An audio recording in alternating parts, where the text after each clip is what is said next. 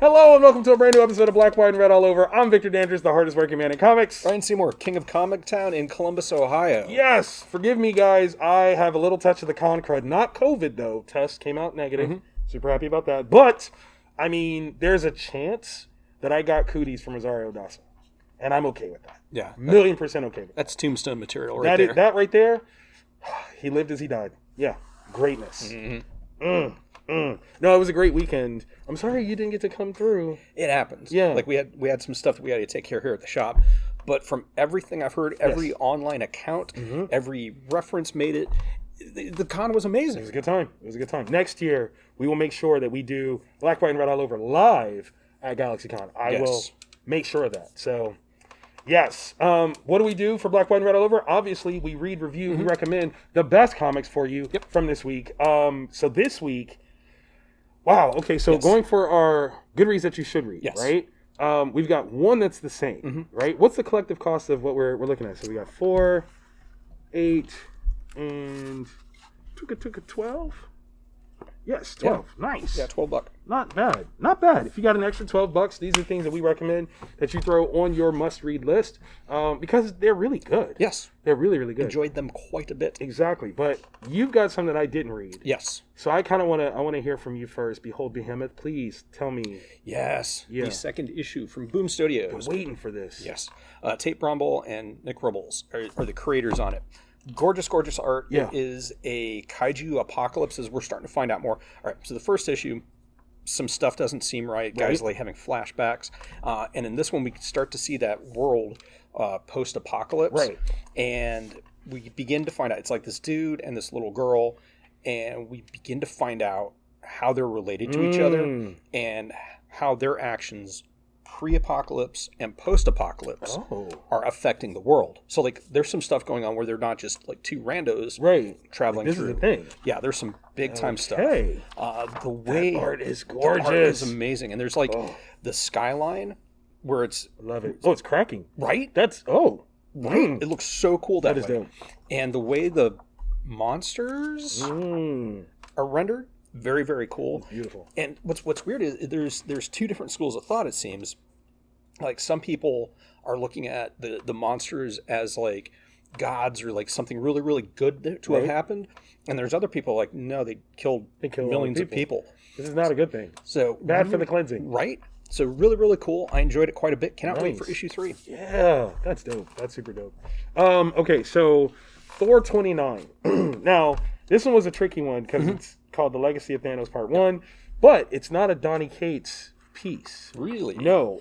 It's Torrin Grunbeck as the writer, which, based on the name alone, I'm like, authentic. Right. Not allowed to argue. Not at all. But Nick Klein, the regular artist, is the artist on this one. Yeah. So it looks great. Matt Wilson does colors. And VC's Joe Sabino does the letters and designs. Okay. The only concern that I have here is that initially the timing of this was a little weird. Okay. There's a new daughter of Odin, and I can't figure out if she's like new, or is this kind of from the past? Like, I don't know where she fits. And she's been taken by someone who needs her to do something that could be highly bad. What I truly love about this, and this is branching off of Donny Cates' stuff, they have established that there's a black Infinity Stone. That's gangster. Yeah. That's gangster. And this person is looking for it. Okay. And it ain't Thanos.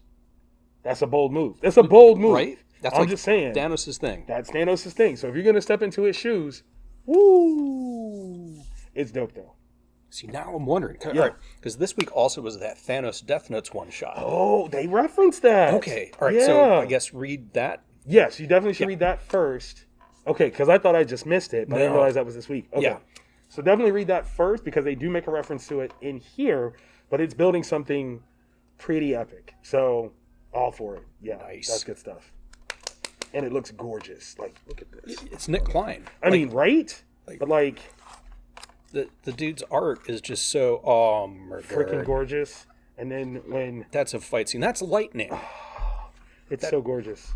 So gorgeous. Yeah. Even when it's ugly and burns and... Yikes. It's still pretty. Still good. Still pretty. You gotta love it. Alrighty.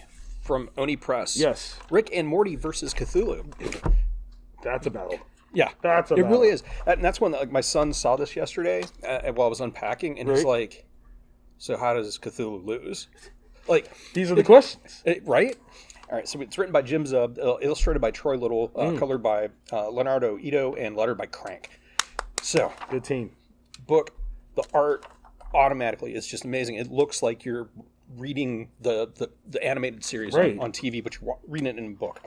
And it has the very, like that Rick and Morty thing where it's very self-aware of like different tropes and whatnot. So it's Rick and Morty get back from a sugar deal gone wrong. Sugar. No, but I mean it is. Oh, wait, seriously? Yeah. Of course. Yeah, no, it really is. And they come upon Jerry, who's reading a collection of Lovecraft's work. Right. And Rick immediately goes into oh crap mode because people are thinking about Lovecraft and all this stuff. You conjure. Yep. You conjure. So it is them going to the Lovecraft dimension to cripple it to the point that Cthulhu cannot take over their dimension. Yeah. And it's one of the things I find really fascinating about it is it understands how the Lovecraft mythos has been played out over the years. Like you have like Cthulhu slippers and different crap like that.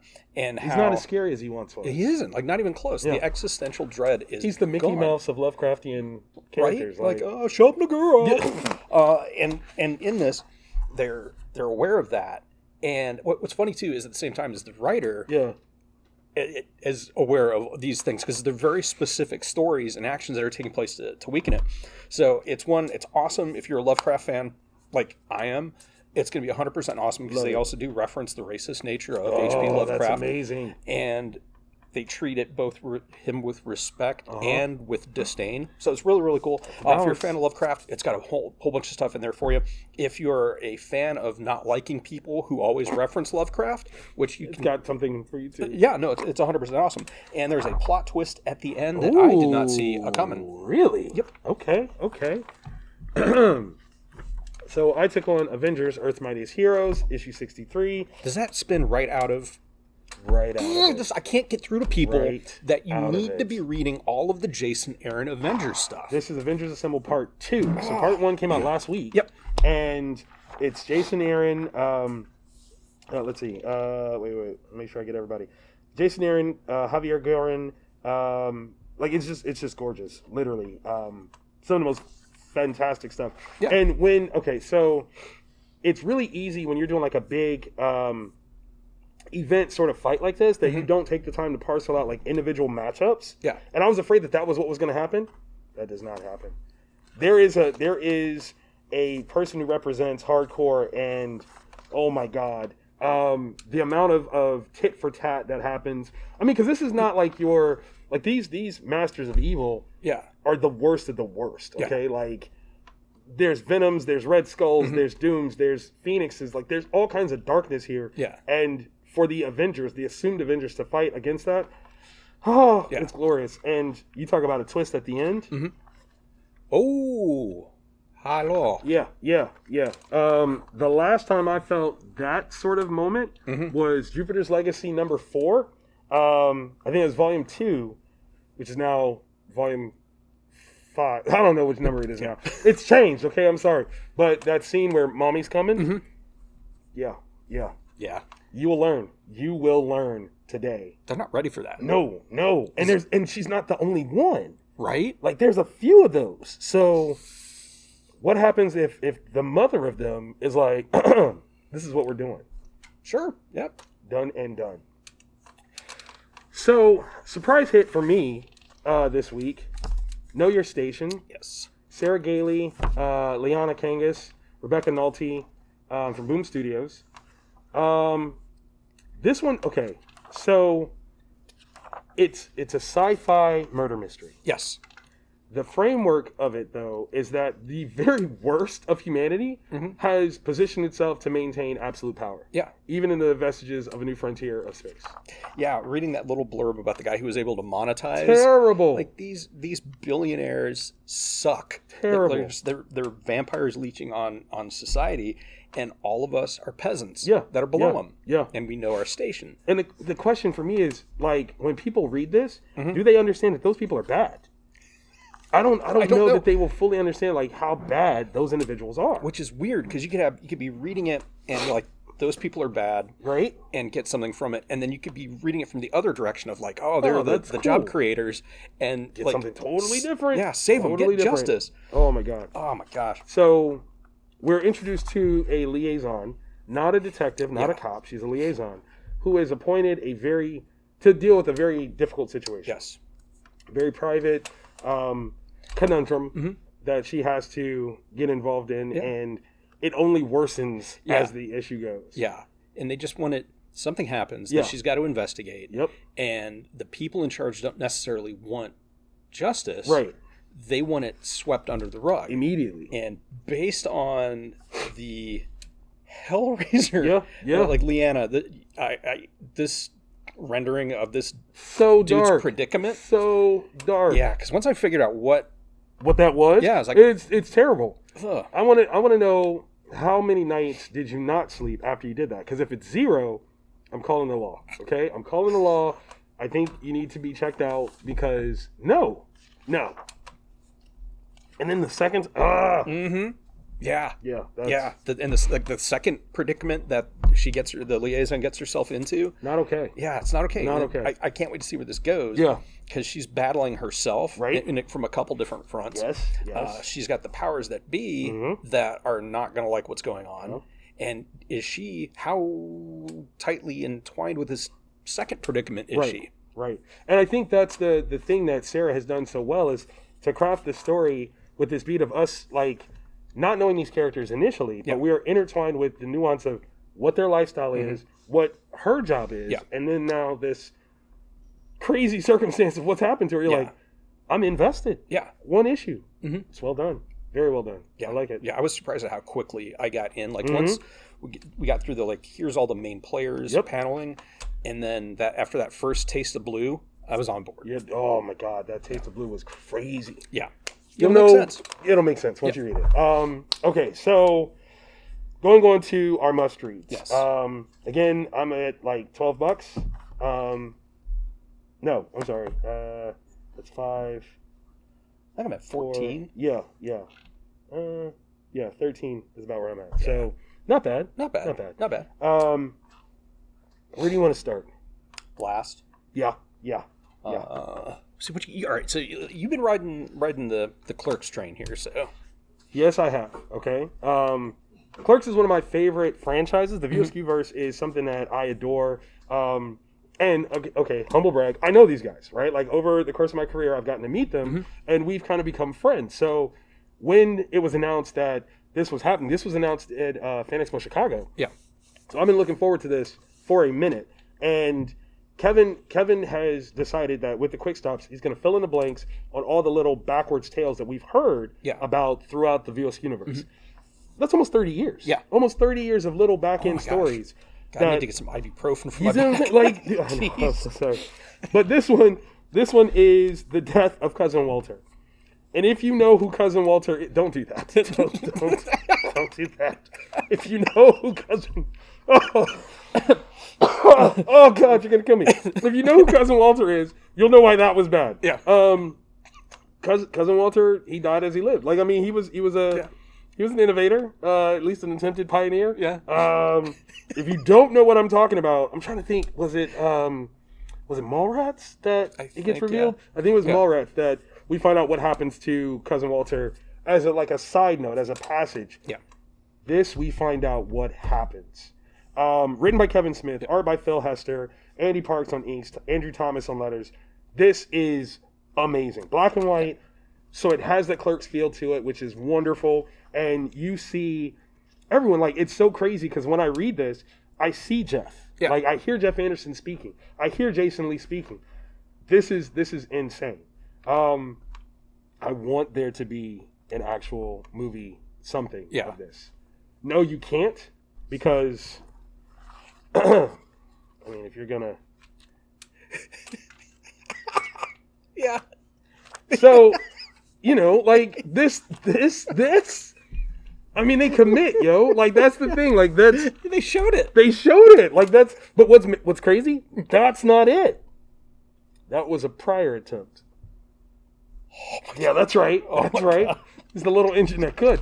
But that's what I'm saying. Like, when you've had like a fun franchise, and again, all you guys that are like MCU fans, this predates that. Yeah. This takes a series of different movies that are seemingly not connected, and through these little various stories, interconnects all of it. It's a brilliant universe. Definitely check it out. Yep. Definitely check it out. Give him the sippy bird. It's amazing. Absolutely amazing. All right.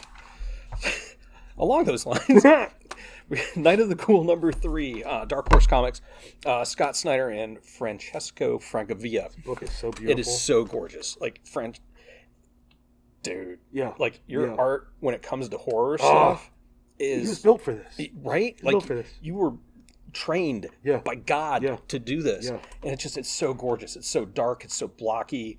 It just has this ominous vibe to it. Yeah. Especially... the color scheme. Yeah, the color choices. And the way, like, this... Oh, it's just... God. I don't like that. It's so otherworldly. I can taste that. And, like, like man, it. do I get a hat like that? No. John Wicked over there. That's so bad. So anyways, it's a 3-issue miniseries, the final issue of it. This is the final... Dang it. Okay. Dark Horse, in my opinion, as a retailer, screwed up by not offering returnability on the first issue. And the reason for that is you never know, like, will this book sell like Batman numbers because of Scott Snyder? Right. Or will it sell really respectable Severed numbers, also by Scott Snyder? Mm-hmm. And with 3 issues, you don't really have a lot of room to guess. And then they put out the final order cutoff for #2 before #1 shipped. Right before. It was crazy. Yeah, so it's just like, guys, you're making it really difficult for retailers to guess correctly and find the ceiling and get this into as many people's hands as possible. And a lot of people are missing out. Yeah. Have they at least announced like a trade collection right away? There's going to be one coming up here. But it just, I don't know, it just sucks because there's that thing about the, like, getting once a month, that little snippet. And, all right, so this story, read the trade when it comes out. So what happens is there's this dude and his son, and they're like old school horror film buffs. Right. And they come across this movie that never was fully shown, and as far as everybody knows, was not completed. Not even finished. Right. And it's this, the plot of the movie is these people end up fighting this monster, and it turns out the monster is real. And so the father and son, they track down the director, who's really, really tough to find. Man. And either completely crazy, or nobody believes that he's in the clutches of this like evil cult that worships this. And he's not in the best condition either. No. He's looking. He is about 5 notches worse than Gary Oldman's character from Hannibal. He's just a little bit, But he likes tapioca pudding. So ew, Kentucky Fried all the way. Yeah. And so now it's them navigating what is this nightmarish world of people that worship this ghoul, and in an amazing plot twist in this one. Yeah, it's so like menacing. There's this situation where the director and the father are on this road trip together, I guess is like an easy way to describe it. And it is so uncomfortable. It's like, I like it. In The Vanishing, the original version of The Vanishing, every time the killer and the boyfriend are talking, it's just like this really, something as horrible is brewing, and you don't quite know what it is. Yeah. And then when it hits, that's awesome. Yeah, no, it really. Francesco's art always strikes me as like a very 70s horror vibe. Yeah, no, so 100%. It works so good. Like it's of an era, and like he could time travel back and do like all of Argento's movie posters. Oh my god! And it would just be amazing. He would be, I wonder how much it would cost to get him to do like a Suspiria movie.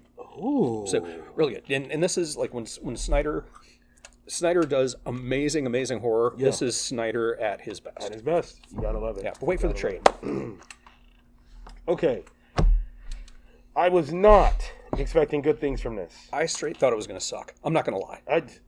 It's a weird cash grab idea. Yeah. It is. Like, there's clones of Spider-Man, and then there's like clones of Jean Grey. You're like, that's been a fruitful storyline. Yeah. No, it hasn't at all. And yet, Dark Web #1, Zeb Wells, Adam Kubert. That was my first sign that this was something like, wait a minute, they brought out Adam for this? Mm-hmm. That's sincere. Frank Martin. Okay, so the stakes of this story are insane. I mean, you've got Ben Reilly, the clone of Spider-Man, in the clutches of Madeline Pryor, the clone of Jean, and they are scheming on taking back this life that both of them have lost. Mm-hmm. Both of them have been wrong for being clones, and they have strong arguments for that. They do. They really do. They didn't ask for this. Yeah. They are victims just as much as anybody else. And what's crazy is, so like, we've had an Inferno series with the Rise of Krakoa, and Madeline has been given dominion of Limbo. Yeah. Ileana was like, nah, she's changed. I believe in her. Nah. She has not changed. She has not changed. Every time I eat the onion chips from White Castle. Every time. It's the same thing, no matter how I think they've reworked it. I don't even understand why you go back. I don't know. This has all the best feels of the 90s. Yeah, because that scene right there, I was like, that is total Inferno. Yes. Like, if you're okay, so this is one of those books that makes you go back to read other books. Mm-hmm. So you gotta find, X-Men Inferno. You gotta, that's old Mark Silvestri, like brilliant stuff. You gotta find the Clone Saga, I guess. But you gotta read it just so you have a context of what some of this stuff is, and it's all raw fun. Yeah, like just that's the thing is the creative team behind this they're not going out there to try to like reinvent the mythos of these characters. Mm-mm. It is just, you like crazy Spider-Man fun with symbiotes and clones, and you like crazy over the top action with mutants and X-Men. We got you. There you go. We got you. There's so much to this that I'm just kind of like, it takes me back to being a 10-year-old, brand new to comics, and just kind of seeing where all these things are fitting. Yeah. Like, I don't know these stories, so I'm watching them as they unfold, and I'm gleaning what's happening, and I'm loving it. Yeah. This part messed me up, because I was like, how do you stop somebody that you can't tell who they are? Right. Like, if he can just do that, that's messed up. Right. And happening to him of all people. Right. I'm not supposed to feel that way. No, not about him, but I do. Right. I'm like, no. So now I'm questioning like various appearances of these particular characters. Yes. Who was I reading about? I don't know. And so this, I'm concerned. Right. We haven't seen this in a long time. Yeah. Yeah. Because this is that character when I was reading as a kid. Yes. Like, crap, that's my dude. Yeah. Like, there's been really cool changes to the character over the years and how his story arc has gone. But this is bad. This is when that happens, especially because how do you stop him? Mm-hmm. You can't. It's a dark twist. It's a dark twist. In terms of the weapons that Madeline is putting together, she's got a squad. Yeah. She's got a squad. Like, really? There's no two ways about that. She's got like a group that I'm like, ooh. Yeah. Like, I almost feel almost as strongly about this as I did the Miles Morales in the Dark Ages. Yeah. Having two symbiotes, that level of threat that it should have been. Yeah. That's what I feel like this is. Yeah. Dangerous. Speaking of symbiotes. Mm-hmm. American Jesus. The feel-good Hallmark movie that we've waited all holiday season for. Oh my God, don't say that. Don't say that. American... Oh, you're going to kill me. This is Alexander Skarsgård on the cover. Oh my God. That's Skarsgård. Without question. I still haven't watched this on Netflix. I don't know if it's regional to us or not. I don't think it's come out yet. No? I don't think. I hope. No, it's not out yet? Okay, all right. Because I know it's not called American Jesus. Yeah. It's called something else. It's in Chosen, Spanish. I think. It's in Spanish. Like, whatever it's called, it's in Spanish. Okay. So I don't know if it's out yet or if it's out regionally. Yeah. I'm not sure. But American Jesus, Revelation, issue 2, this is the trilogy piece. This is for all the Marvels. Mm-hmm. And, okay, so last issue disturbed me. Like, it pushed biblical buttons in my heart and soul that made me uncomfortable. Yeah. Like, show me on this book where they touched you. And I was like, flipping pages, like, randomly. Just, like, all of it. Like, look. This one is a lot nicer in that department. However. Yeah. However. All right. So, it's like the Simpsons episode, Angry God or Happy God? Which one? Which one do you want? Like, that's the question. Mark Miller, Peter Gross, let's see, Corey Petit, Gene McGee.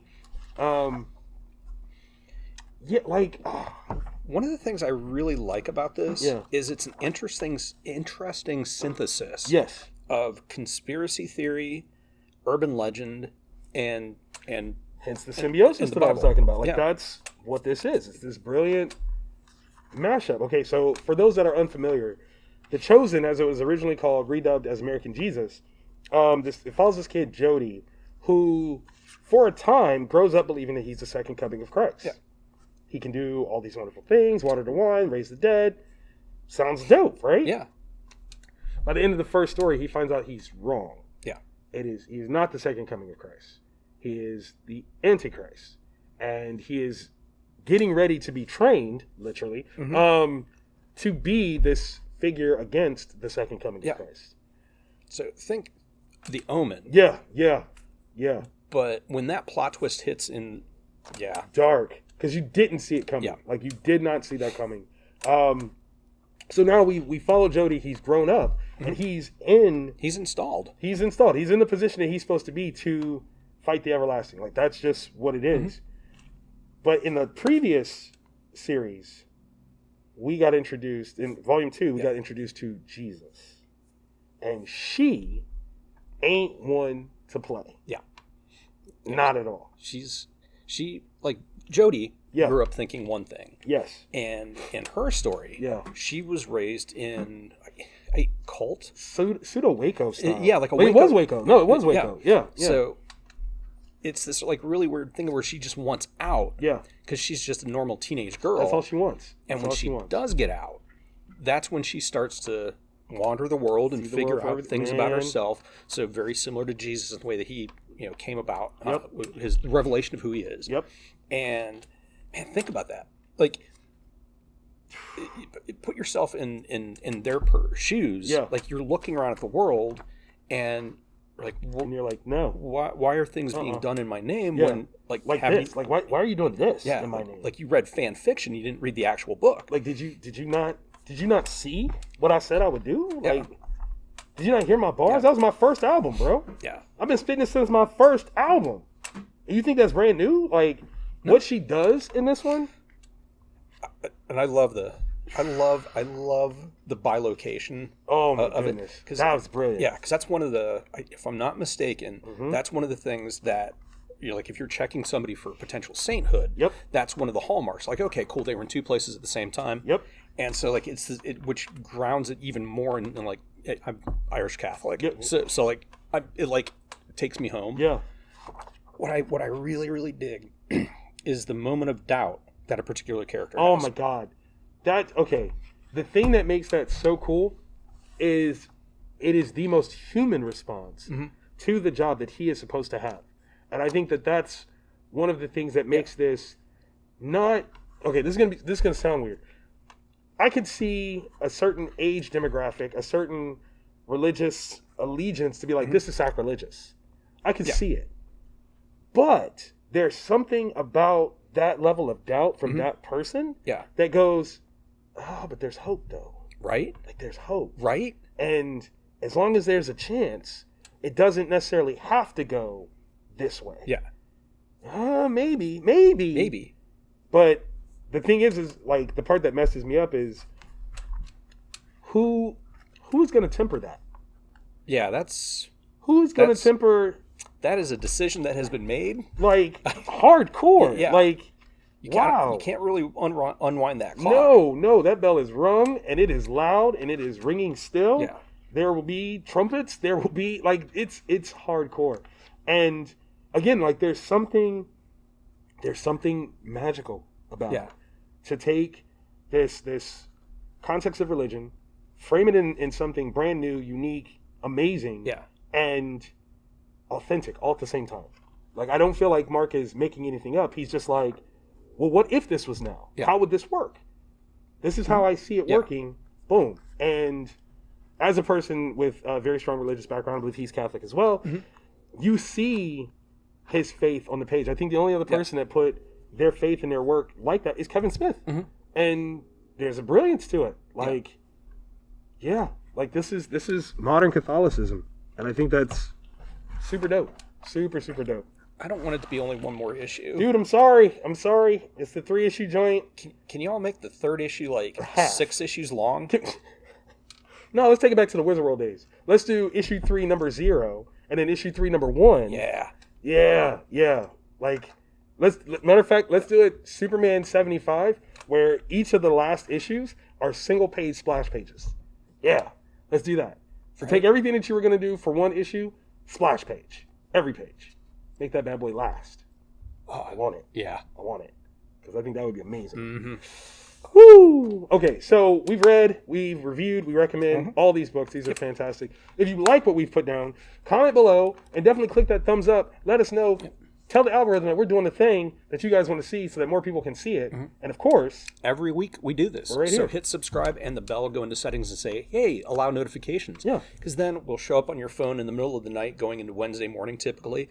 And then... You made that sound really creepy. That. No, that was good. That was good. Right? That was good. I'm good at that. Yeah. We're like peeking over your bed like, are you ready to read now? Like I'm an albino babaduke.